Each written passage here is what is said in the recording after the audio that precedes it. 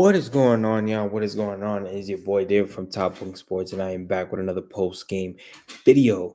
And I'm recording this video right now at 1:59. Obviously, super late because the Mets just finished their opening game against the San Francisco Giants, and they beat them in dominating fashion, taking an 8-1 victory and extending their winning streak to 5 games. Now, obviously, a beautiful game for the offense. I mean, your top hitters in Brandon Nimmo, Francisco Lindor, and Juan Soto combined 7 for 15, including a solo shot from Francisco Lindor in the third inning.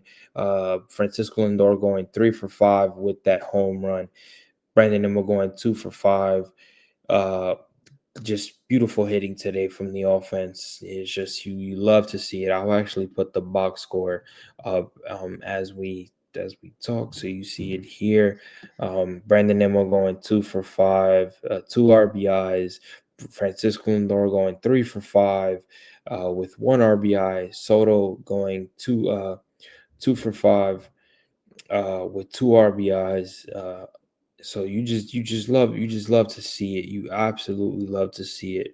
And then you go to Clay Holmes. Clay Holmes obviously went 5 innings, gave up 6 hits.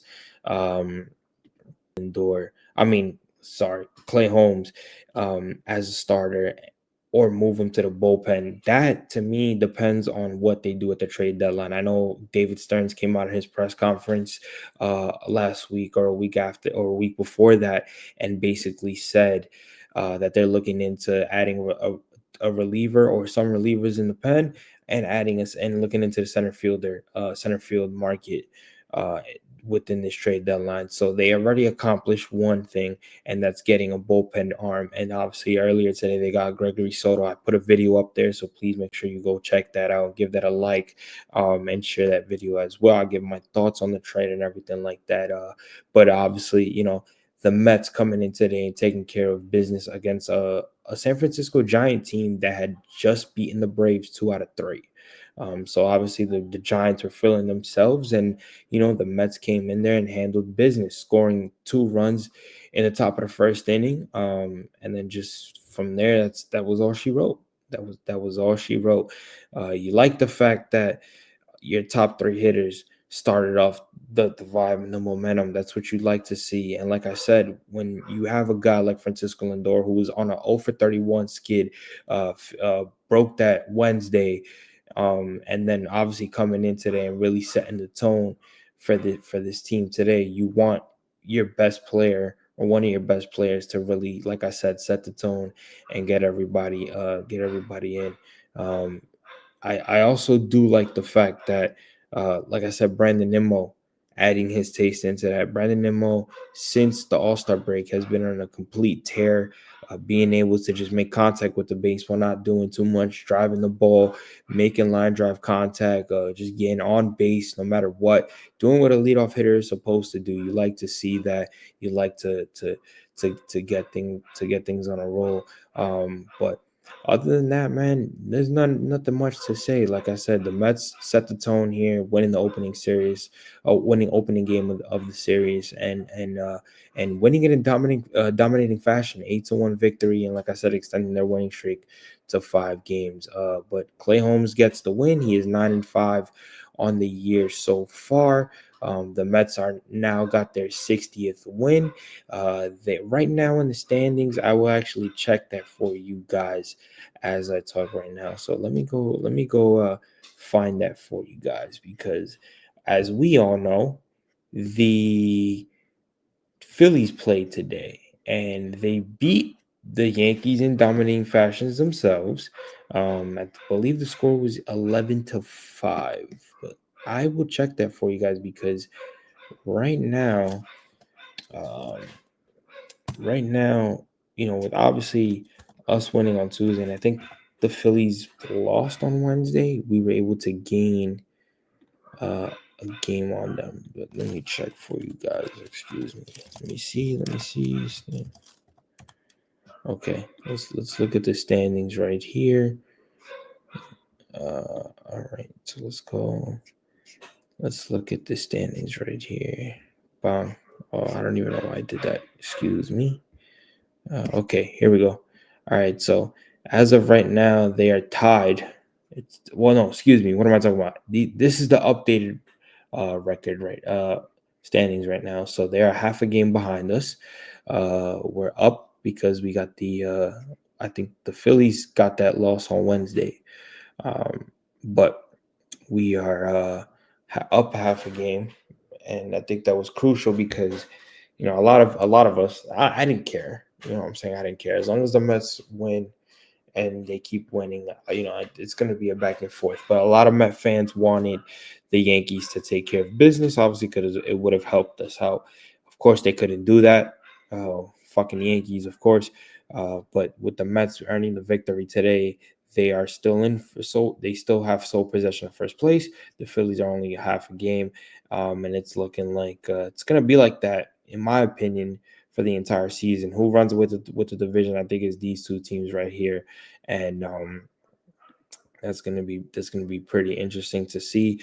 We'll see how that plays out. I think it's a lot of important things to really go for with this match, because if you look at it from a standpoint, the Mets have a very important month of August to play. So with the Mets, actually, you know what? Let me pull up their schedule right now, just so you guys can kind of see how this is gonna go, and how important everything is for the Mets so far. So obviously, we took care of business today. They got the Giants for the next two, and they gotta go to excuse me, then they gotta go to San Diego for three, right? That ends their month of July, because they don't play the 31st. They start the month of August at home, three games against the Giants. So they play the Giants again.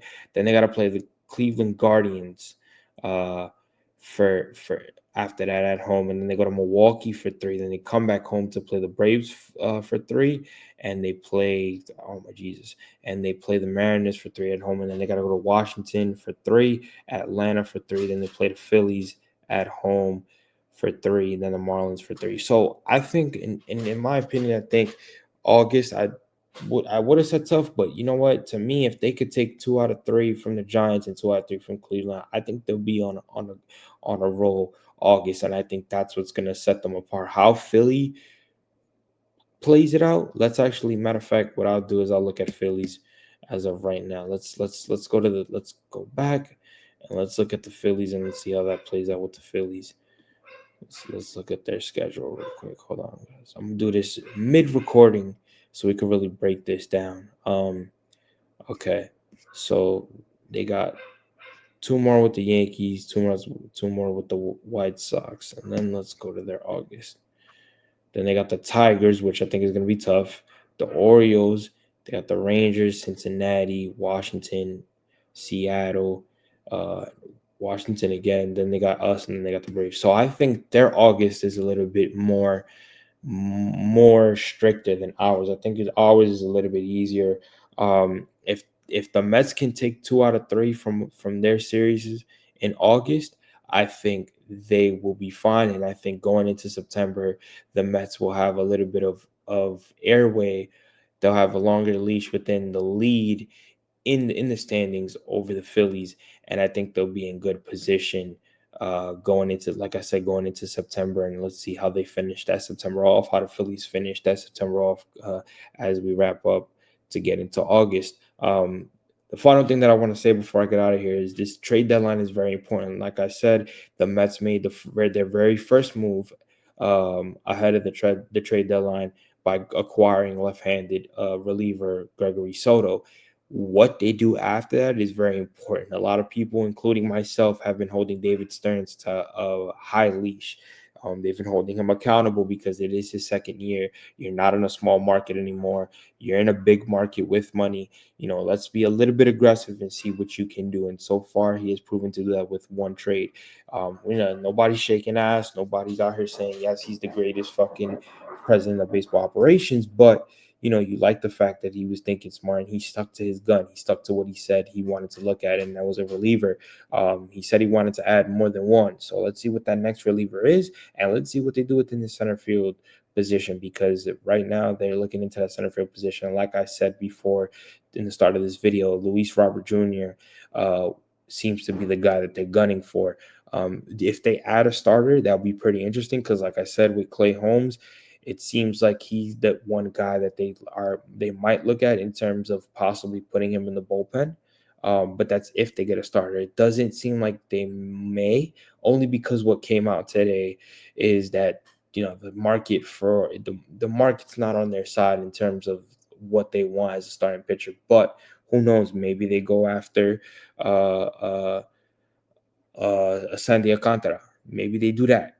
Or maybe they go after Dylan Cease. Even though Dylan Cease is not having a great year, maybe that's what it is. Maybe a change of scenery for both of those guys is what helps this rotation and gives this rotation length, where you can have a guy with the most experience in the rotation in terms of bullpen, David Peterson being right behind him. Maybe he can provide a lot for this bullpen and give length to this bullpen, especially going into the playoffs. So we'll see what the decision making is, but I think what this trade deadline does for the Mets is going to be very telling going into August and September as they get ready for October playoffs. But with that being said, is you got David from Topic Sports. This is another post game video, and I will see you guys on the next video. Let's go Mets and let's keep winning, man. Peace.